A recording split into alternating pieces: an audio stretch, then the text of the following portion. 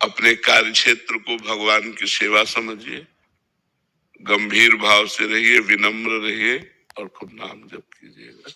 जीवन को उन्नतिशील बनाना है।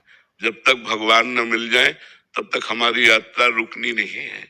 लौकिक पारलौकिक सब क्षेत्रों को पार करते हैं। एक बार ठाकुर जी के देखे, जिसके हम असली में हैं, एक बार भरनेत्र उसको तो भी देखें। अनंत जन्म व्यतीत हो गए इसी माया में भ्रमित होते हुए, न जाने किस किस को अपना बनाया, सब छूटते गए। एक बार जो अपना है उसको तो देखें, जो एक बार अपना असली पिता है, जिसने मुझे प्रकट किया, जिसने मुझे बनाया है, एक बार उसको देखें। एक बार लालसा होनी चाहिए। सुनते बड़े सुंदर है, एक बार तो देखना चाहिए ना, बड़े सुंदर है, देखने योग्य है, अपने हैं, प्यारे हैं। तो एक बार ये लक्ष्य बना लेना चाहिए कि आप चाहे जिस जन्म में मिलो, ये आपके ऊपर छूट है, लेकिन प्यारे अब मैं आपसे मिलना चाहता हूँ। आपने सब सुख देख दिए, दिखा दिए, अब हम मुझे नहीं चाहिए, अब मुझे आप चाहिए। और अगर आप चाहिए तो सारे सुख आपके चरणों में अपने आप आ जाएंगे। और आपसे विमुख होने पर, देखो हनुमान जी महाराज रावण से बोले कि तेरे पास सब कुछ है लेकिन विवेक नहीं। जिनके द्वारा तुझे सब कुछ मिला है उन्हीं की पत्नी का अपहरण करके तू सुख चाहता है। तो शंकर साहस विष्णु आज तो ही सकहि न राख राम कर द्रोही। हजारों शंकर हजारों विष्णु मिल जाएं तो भी तुझे भगवान राम से द्रोह करने के कारण तेरी रक्षा नहीं कर पाएंगे। और अंततो गत्वा बंदर उसकी खोपड़ी पे पैर मारते हैं। ये हाल देखकर मंदोदरी कहती है कि राम विमुख अस हाल तुम्हारा, रहा न को कुल रोवर यारा। आज जिस समय तू चलता था मैंने देखा है, दिशाओं के दिग्गज कांपते थे। आज वही रावण तेरी खोपड़ियों को बंदर लात मार रहे हैं। ये हालत भगवान से विमुख होने के कारण हुई। तो हम उन भगवान के सन्मुख हो, उन भगवान को प्राप्त करें तो मनुष्य जीवन की सफलता है। खूब आनंद पूर्वक रहो, मस्त रहो, भगवान के आश्रित रहो।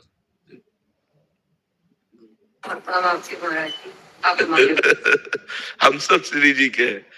हम एक छत्र के नीचे हैं, जिसका नीला छत्र है ना, नीला छत्र है ना आकाश, हम सब उसी के बच्चे हैं, हम उसी के हैं। हाँ, आगे का मार्ग आप नहीं जानते तो हम आपका हाथ पकड़ लिए, हमारा कोई हाथ पकड़े है, उसका कोई हाथ पकड़े है और उसका वो हाथ पकड़े है। ऐसे हम क्रम से जा रहे हैं। इष्ट आचार्य गुरुदेव उन्हीं के बल से हम जा रहे हैं। ये जो परंपरा बनी है वो ऐसे बनी है कि हम आपका हाथ पकड़े, लेकिन मेरे में सामर्थ्य नहीं, मेरे गुरुदेव मेरा हाथ पकड़े, लेकिन मेरे गुरुदेव आचार्य का हाथ पकड़े, आचार्य इष्ट का हाथ पकड़े, तो मतलब हम लाइन में ही है, हम वहीं पहुंच जाएंगे।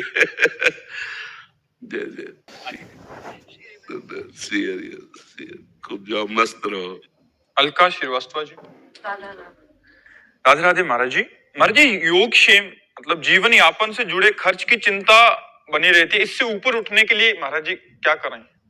आप बताइए, आप दुख प्राप्ति की चाह करते हैं क्या? कोई स्वयं प्राप्त होता है ना, ऐसे सुख प्राप्त हो जाएगा जो आपके भाग्य में लिखा है।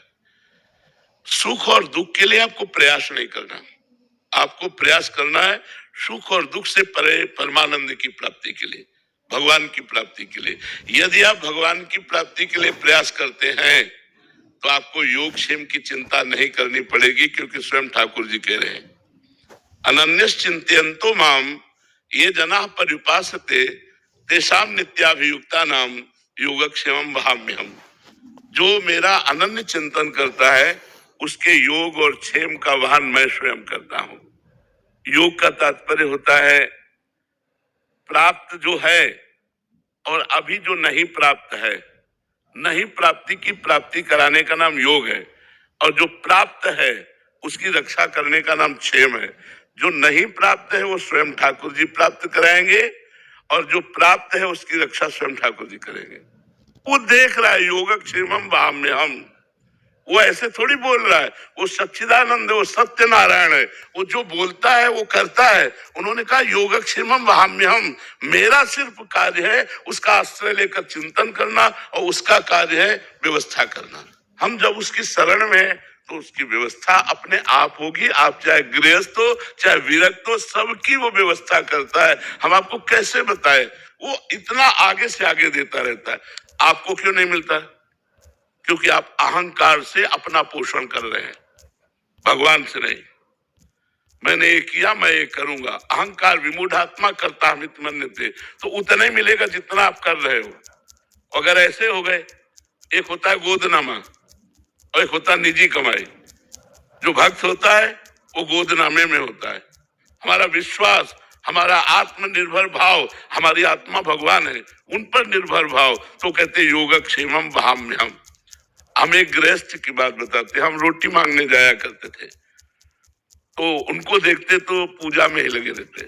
बिहारी जी के तीनों काल के दर्शन, यमुना स्नान, वृंदावन की प्रदक्षिणा और नाम जो भक्ति में रत रहते। उनकी बेटी सयानी हुई, कोई अर्थ की व्यवस्था नहीं कि आपकी बेटी सयानी हो रही है और ब्याह करना है और आप रात दिन पूजा में केवल लगे रहते। आपकी आय कोई है नहीं, जो रेलवे में तो उससे जो उनको मिलता था पेंशन, उसी से उनका चलता था। वो बिल्कुल बिल्कुल विरक्त संत जैसे गृहस्थी में। तो उनका बाबा, हम बिहारी जी की वो बात देखते हैं जो उन्होंने कहा योगक्षेमम भाम्यहम। मैं पूर्ण भरोसे पे हूं, जिस तारीख को जिस समय होना होगा वैसा होगा। एक परमहंस जी थे, अभी उनका शरीर पूरा हुआ, बड़े ब्रज के गुप्त परमहंस थे, उनको कोई जानता नहीं था। वो एक इंजीनियर को गुड़गांव से लेकर के आए बिहारी जी के दर्शन कराने, तो वो उनके यहाँ पहुंचे।